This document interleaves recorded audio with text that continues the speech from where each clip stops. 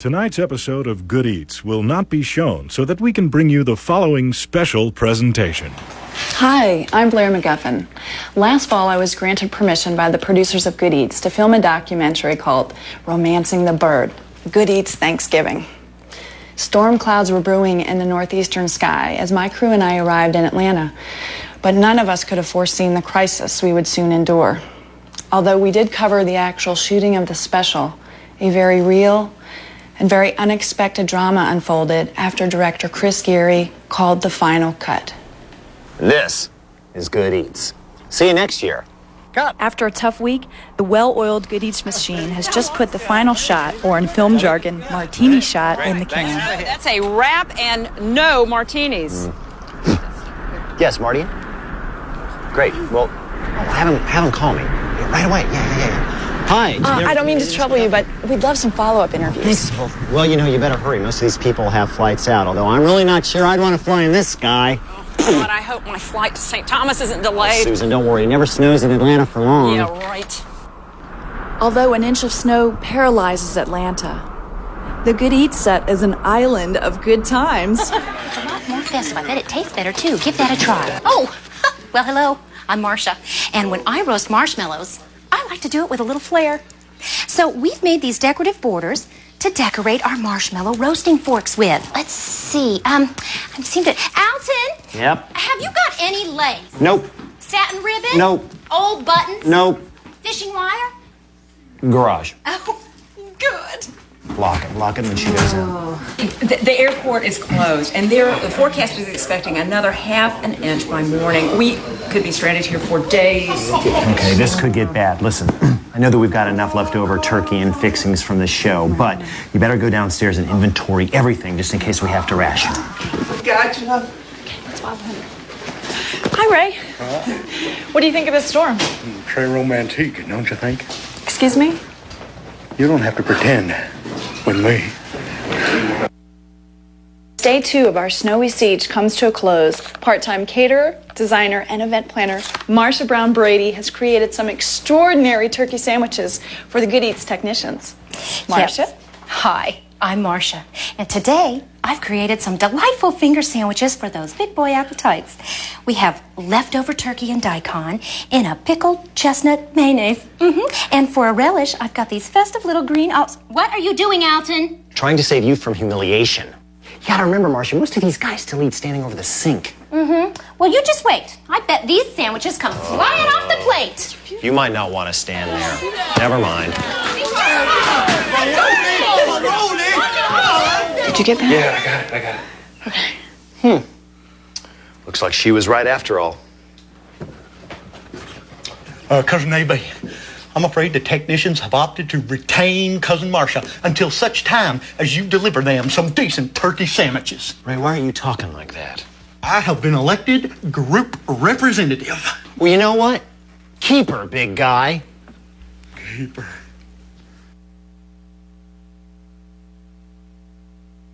I am so excited. I have finally grabbed him. He's alone. I'm sure he will talk to us. Who cares if it says keep out? Mr. Brown. Hi. Oh, Miss McGuffin. Yeah. We're not disturbing you. No, are we? come in. Please, have a seat. That stuff. Oh, those are cute pigs. Nice pigs. Yeah, those are my slippers. Hey, you want an apron? You want one of these aprons? No, I don't really. Oh, go ahead. Like I got a trunk full of them. Mom bought Okay. 3. I can't get rid of the rest. Thanks. What do you think about all this that's going on with Marcia? Oh, Marcia. Yeah, it's nice. You know, you don't hear anything. They probably got her mouth taped up.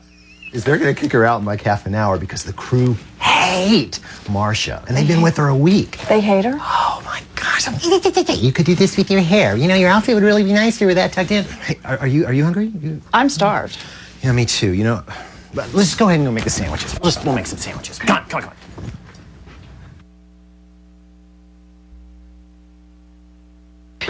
Hurry, faster. Something smells great. What is that? This is the cranberry dipping sauce from the show. I had a couple of cups left over, so I'm going to put like half a cup of ginger ale in it and a cup of sugar. Ooh, it's bubbling up. And I'm going to make a jam for the knuckle dragger sandwiches. Wow, that looks so easy. That's simple. Just simmer it down till it's like a loose jam. And then be careful because it'll thicken as it cools. And remember, keep the heat low or it'll burn like crazy. Can I try it? Yeah, be careful. It's real hot. Yummy. Wow. Huh? I Good. can't wait. Where's AB? Oh, he's in the prop room with W. I didn't know she was here. That's where they keep her. Hey. Oh, gosh, you startled me, Miss McGuffin. Oh my God. What? She's a. W? Well, she's a cyborg. Sure, you didn't. I love W. Wired command interface. You know, real people don't talk like she does. I mean, come on. But she is pretty useful. We keep about 12 gigs of memory on her, most of our product information stuff, and I needed a little bit of data on toasters. Hey, Paul, let's go with the Cuisinart and the Krups, okay? Did you know that up until about 10 years ago, there hadn't been any real advances in toaster technology since, well, the days of Albert Marsh? Who's Albert Marsh? Just the greatest man who ever walked this earth. So in 1909, he invented nichrome, a nickel-chromium alloy capable of repeated heating through electrical current. Okay, thanks, Paul, thanks. You know, the problem with toasters all these years has really been consistency. I mean, different pieces of bread have different levels of moisture in them, right? And a toaster can know that. So you put one piece in and you put it on 3 and it comes out looking one way, and you put in another piece into 3 and it comes out burned. That is until recently, because today's new generation of toasters utilizes quartz technology. They have heating bars, they have microcoils, sensors. They can think for themselves. Oh, I thought toasters had 2 slots. But the single slot is far more flexible. You can toast up to 3 bagels, a large slice of rye, pita halves, pound cake, waffles, flounder, even... Okay. Just stand here a second, okay? Stand there. There are a lot of features in today's toasters, but if you're really shopping for one, there are a few things you definitely want to look for. For instance, see this? That's a cancel button. In case you change your mind, you just hit that, it's all over with. I like to have a defrost feature, you know, for frozen foods, frozen waffles, things like that. Cool touch chassis so that it won't heat up even after repeated toastings. Oh, good. Set of ejectors is nice. And a place to coil up. I got it, Paul. A place to coil up the extra cord on the bottom. And most of all, you want to have at least 6 to 7 browning settings. I made this one. It goes to 11. Why not just make 10 higher? But it goes to 11! Okay, hey, you know what, Paul? Time out. Time out. Why do they make... What's the big deal about toasting? Well, sorry for them. You know, when it comes to sandwiches, toast is great for a lot of reasons. One is just the texture contrast. 2 is flavor. It's got to do with this thing called the Maillard principle. It's how sugars... most of all, though, I think it's probably about structural integrity. You know, the sandwich was actually invented to be kind of self-supporting. I'd love to tell you more. But I'm not a nutritional anthropologist.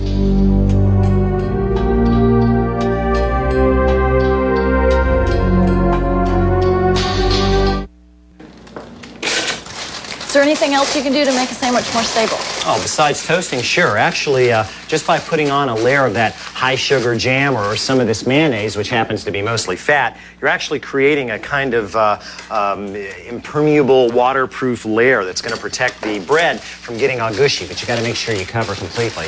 Yeah, that's good. And the more flexible the bread, the smaller the meat has to be so it doesn't punch through the actual bread surface. Yeah, what he's trying to say, let me have that bread over there, is say you take some big old chunks of turkey that you haven't been careful to carve and you build a sandwich and then you pick it up and it punches through like that and it gets nasty. So if you're going to make a sandwich out of that kind of bread, you're either going to have to chop this up and make it in a turkey salad, or you can you slice this? Like, can you believe how moist this still is? Gosh, it's the bomb. This stuff is the bomb. What's the bomb? Also depends on the cut. Well, yeah, and the crust. The cut? It's basic sandwich science. Yeah, you know, but we're doing a sandwich dynamics show next year, so let's save a little of this for later, Paul.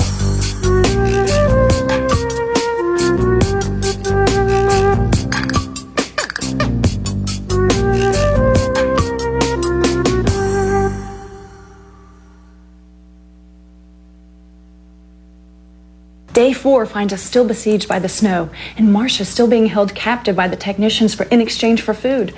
Their representative just came and demanded hash for breakfast. Can you believe that? Hash. This is getting better every minute. Well, Miss McGuffin, are your feet tired? No, why? Because you've been running through my mind all day, baby. AB, What do you think about that demand? Ah, good morning, Miss McGuffin.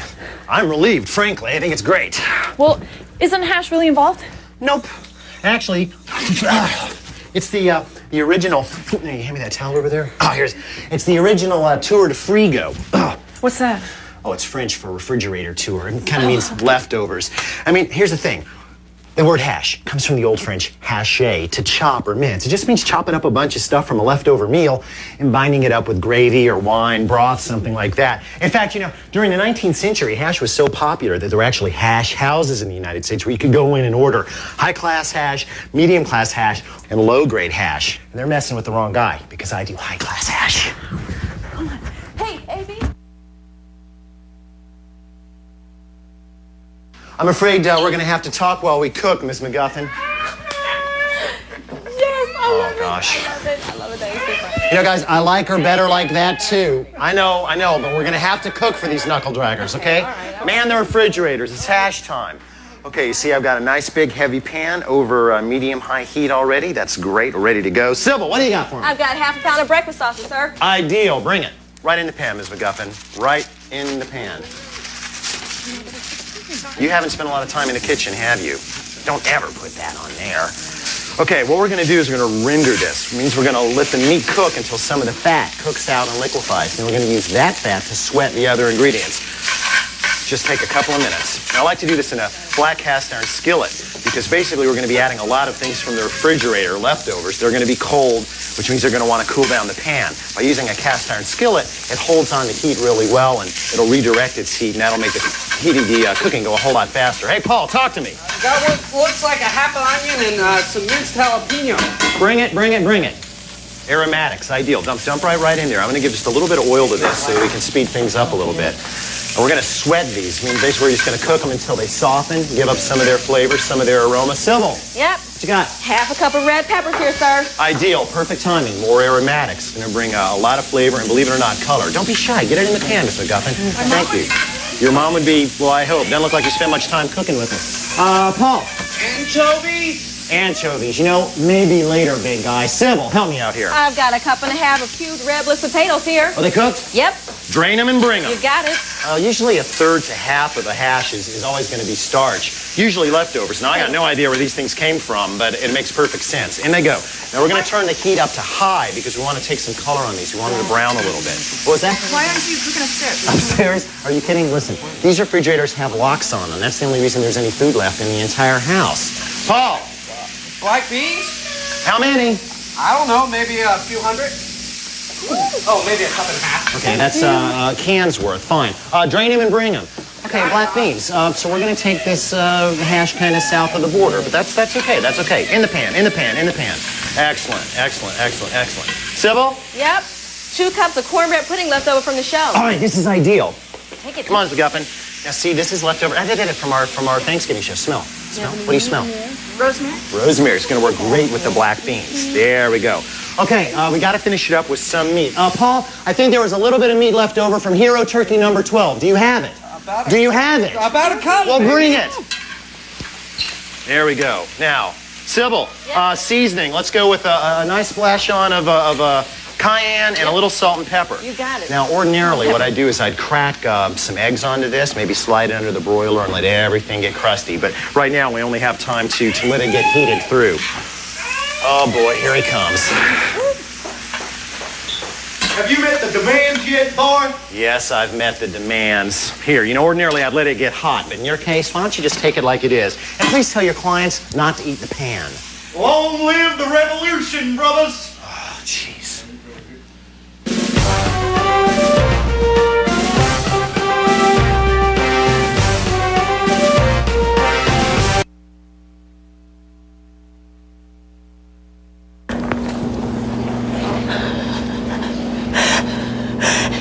Pre-dawn, day 7. The Crips have been eating everything, and I'm so hungry.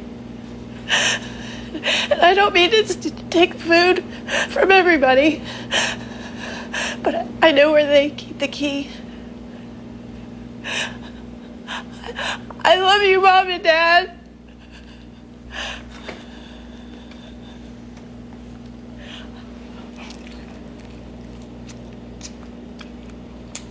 This is really good. I'm definitely brining my turkey next year.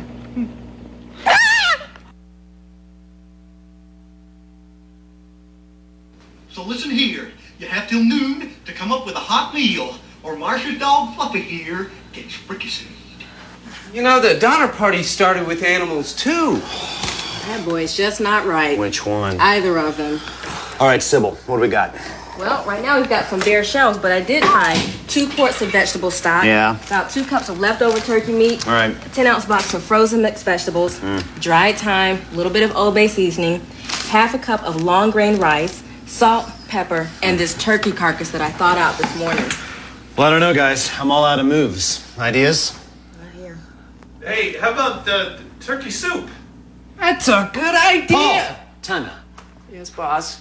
The 2 quarts of vegetable broth were combined with the chopped turkey carcass, brought to a simmer over low heat, covered and left all morning. Excuse me. AB, why cook the bone so long? Because this kind of soup is really best when it's made with a stock. Is that like a broth? Hey, Stephanie. No, that's a popular misconception. You see, a broth is made from either meat or vegetable. A stock is always made from bones. Well, what's so great about that? Well, you see, bones and connective tissue contain this protein called collagen, all right? And when you cook those bones in a moist, like water or whatever, for a long period of time, that collagen melts and becomes this stuff called gelatin, which is what Jell-O used to be made of. And it brings a certain unctuousness, a weight on the tongue. It's called mouthfeel. You just can't get that out of a can. Oh. You know, you can always tell when you've got a soup that's got a lot of gelatin in it because, like, when you put it away, refrigerate it, like for leftovers, it'll set up kind of like loose Jell-O. It gets wiggly. Wiggly? Wiggly. Is that a technical term? Yes. Have you ever heard of it?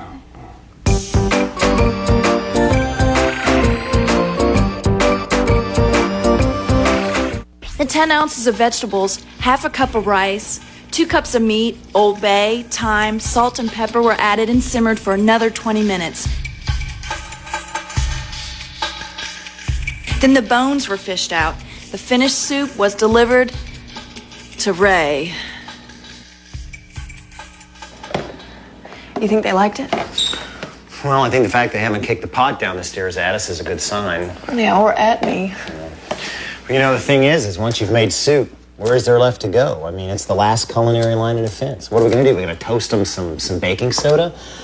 I'm afraid now all there is to do is wait for rescue.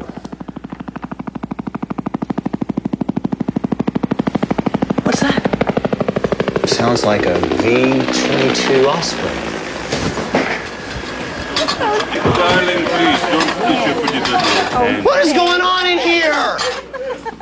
Marcia! Oh, hey, Alton, hey, the soup's a hit, and guess what? It stopped snowing, and Ronco and I are getting married. Oh, yeah? Yeah. You and Ronco? Ronco and you? Well, guess what? This isn't a newlywed game. It's good eats, and the ink hasn't even dried on your last divorce papers. Hello? Mom. Mommy? Hi, Mrs. Brown. Who can tell me why my new wreath was in the bushes? I put it up just like you asked, Mom, but your son didn't approve. Alton. Mom, where did you get a helicopter? It's Emerald's. I called him. He's the nicest guy. Emerald has a helicopter. A V-22 Osprey. Oh, don't worry, darling. You'll have your own one day. Now put your sweater on. Anybody want to ride in a helicopter? I can't wait to see what Emerald's done with that interior. Mommy, I have somebody I want you to meet. This is my fiance, Ronco. Very nice to meet you, Mrs. Brown. Oh, I've seen it all now. Isn't he? Go ride on the helicopter. I don't care. Okay. Go ride. Ride in the Osprey. Any final thoughts? Yeah. I want a helicopter. The experience. The experience. Wow. Well, 7 days, 1 turkey meal. I really think we pushed the envelope of turkey leftovers about as far as it can go.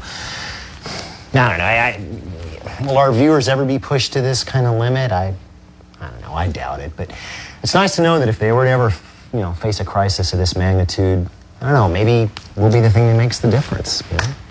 Hey, good luck on your piece. Thanks. Well, there you have it. Real people, real food, triumphing over extraordinary circumstances. Sounds like a real happy ending. Oh, I'm at last. for some people.